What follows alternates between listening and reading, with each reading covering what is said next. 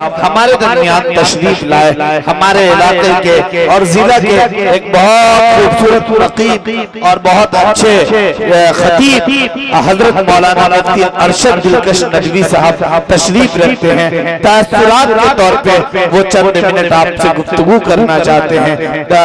حضرت سے میں انتہائی ادب کے ساتھ درخواست کروں گا کہ آپ اپنی بات کو مکمل کریں۔ حضرت مفتی ارشد دلکش صاحب آپ کے خوبصورت السلام علیکم ورحمۃ اللہ وبرکاتہ۔ بسم اللہ الرحمن الرحیم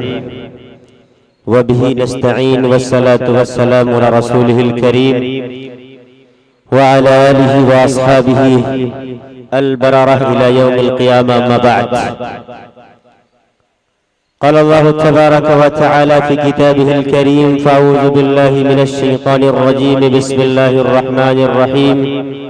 والعصر إن الإنسان لفي خسر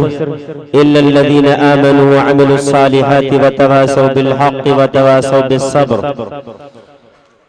ورواه مسلم من طريق تميم الدارمي رضي الله تعالى عنه قال النبي الكريم صلى الله عليه وسلم الدين والنصيحة قلنا يا لمن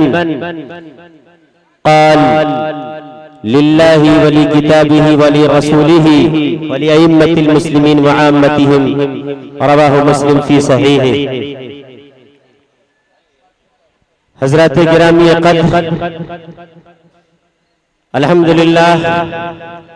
ارنما بشنپور کا یہ پروگرام شاندار نقابت، شاندار نظامت اور شاندار نعت گوئی کے ساتھ الحمدللہ اپنی منزل کی طرف رواں دواں ہے۔ اتنے اسماء اسٹیج پر ہیں کہ اگر نام لے تو میں سمجھتا ہوں جو مجھے 5 منٹ ملا ہے وہ اسی نام کے اندر گزر جائیں گے۔ لہذا میں بلا کسی تمہید کے، بلا کسی کے نام دیے ہوئے، آپ سب اچھی طرح جانتے ہیں میرے بزرگوں اور میرے بھائیوں کہ آج جو سب سے بڑا مسئلہ امت کا ہے وہ یہ ہے کہ ہم فائدے کو اور نقصان کو نہیں سمجھ پا رہے ہیں۔ اگر ہم اپنی زندگی کے اندر فائدے اور نقصان کو سمجھنا شروع کر دیں گے تو خدا پاک کی قسم اس امت کا امتیاز یہ ہے کہ جب اس امت کو کسی طریقے سے اس بات کا اندازہ لگ جاتا ہے کہ ہمارا نقصان کہاں پر ہو رہا ہے، ہمارے ساتھ تفریق کہاں سے کیا جا رہا ہے، ہمارے ساتھ انتشار کے معاملات کہاں سے کیا جا رہے ہیں، ہم کو نقصان پہنچانے کی کوششیں کہاں سے کی جا رہی ہے، تب وہ جب امت بیدار ہوتی ہے تو پوری دنیا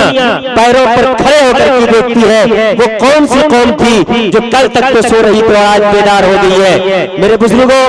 اسی لیے میں نے آیت کریمہ تلاوت کی والعصر ان الانسان لفی خسر الا الذین آمنوا وعملوا الصالحات وتواصوا بالحق وتواصوا بالصبر۔ زمانوں کی قسم کھا کر کے معبود حقیقی کہہ رہے ہیں کہ اے ابن آدم، اے محمد عربی صلی اللہ علیہ وسلم کے امتیوں، اے مسلمانوں، اے ارنما بشنپور کے نوجوانوں اور ذمہ داروں، اچھی طرح سمجھ لو کہ دنیا سب کے سب نقصان کے اندر ہے۔ اگر تمہیں بھی نقصان سے نکلنا ہے، تمہیں بھی خسران سے نکلنا ہے، تمہیں بھی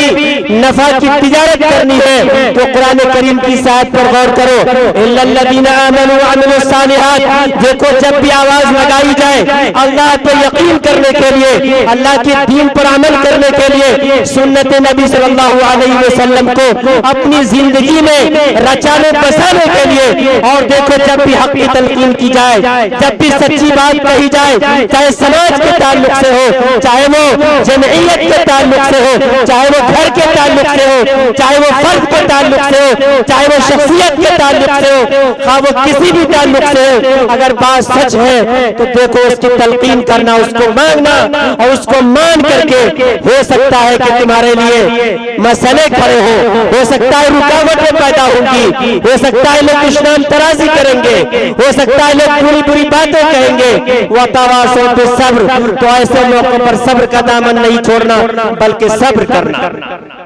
آج امت کا مسئلہ انہی باتوں میں الجھا ہوا،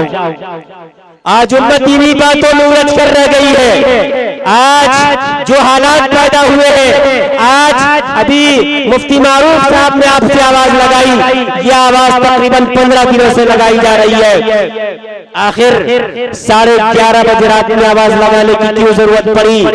کہ اگر ہم نے بیداری کا ثبوت نہیں دیا، اگر ہم نے رائے دہی کا استعمال نہیں کیا، اگر ہم نے اپنے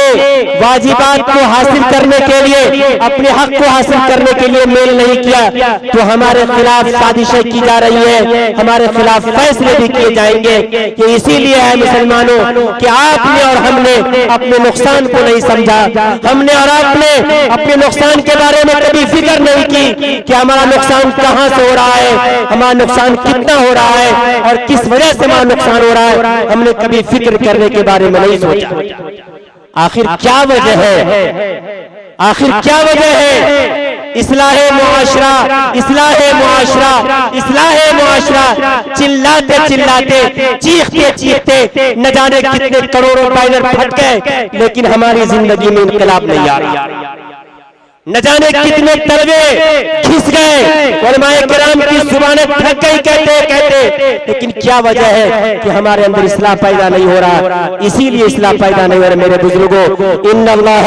لا یغیر ما بقوم حتی یغیر ما بانفسہم۔ اے نوجوانوں اور میرے بزرگوں اور میرے ذمہ دار ساتھیوں اور میری ماں اور بہنوں، سب سے پہلے یہ طے کرو آج کے جلسے میں آرنما کی دھرتی پر تاریخی جلسہ بنا دو کہ انشاءاللہ العزیز اس جلسے کو ہم کامیابی کے طور پر دیکھتے ہیں، اور کامیابی یہ ہے کہ ارنامہ کے اندر انشاءاللہ تعلیمی انقلاب آئے، ارنامہ کے اندر مسجدیں آباد ہوں گی، ارنامہ بشن پور کے اندر مکاتب آباد ہوں گے، یہاں ائمہ کی قدر کی جائے گی، مساجد کی تعمیر میں پورا کھل کر کے حصہ لیا جائے گا۔ یہ ساری چیز اگر آپ طے کر لیتے ہیں، یقینی طور پر انشاءاللہ العزیز اللہ رب العزت دیکھ رہا ہے، آپ کی نگہبانی بھی کرے گا، آپ کا حامی بھی ہوگا، آپ کا ناصر بھی ہوگا۔ اللہ فرماتا ہے ان تنصروا اللہ ینصرکم ویثبت اقدامکم۔ اے لوگوں دیکھو، اگر ہماری مدد چاہتے ہو دنیا کے اندر، اگر چاہتے ہو کہ دنیا کے اندر اسی طریقے سے نصرت آ جائے جس طرح صحابہ کرام کے وقت ہوا کرتا تھا، تم اپنے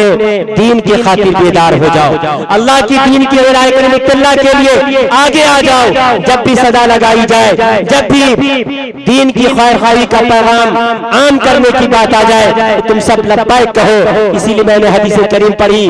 تمیم دارمی رضی اللہ تعالی عنہ فرماتے ہیں کہ نبی کریم صلی اللہ علیہ وسلم نے فرمایا دین خیر خواہی کا نام ہے۔ فرماتے ہیں کہ ہم نے کہا کس کے لیے؟ کہ اللہ کریم صلی اللہ علیہ وسلم فرمایا کہ اللہ کے لیے، اس کی کتاب کے لیے، اس کے رسول کے لیے، اور مسلمانوں کی جو مقتدا ہے، قائد ہے، ان کے لیے، اور عامت المسلمین کے لیے۔ میرے بزرگوں، تشریح کا بہت زیادہ وقت نہیں ہے، بس کہنا یہی ہے کہ اگر دنیا کے اندر آپ کامیابی چاہتے ہیں تو اپنے دین کی سبات، اپنے دین کے اندر مضبوطی پیدا کیجئے، اپنے ایمان کے اندر اور نورانیت پیدا کیجئے، مسجدوں کو آباد کیجئے، اور بڑی احترام کے ساتھ میں کہنا چاہتا ہوں اور دل پر چوٹ لگا کر کہنا چاہتا ہوں کہ اپنے اندر تعلیمی انقلاب پیدا کیجئے۔ جب تک آپ کے پاس تعلیم نہیں، آپ کے پاس نور نہیں، آپ کے پاس نور نہیں، آپ کے پاس روشنی نہیں، تو آپ راستہ نہیں چل سکتے، آپ اندھیرا کے خاتمہ نہیں کر سکتے۔ انہی باتوں کے ساتھ میں اپنی بات کو ختم کرتا ہوں، اس لیے کہ مجھے معلوم ہے کہ آپ جن کو سننا ہے، آپ کو دل خیر آبادی کو انشاءاللہ سننا ہے، آپ کو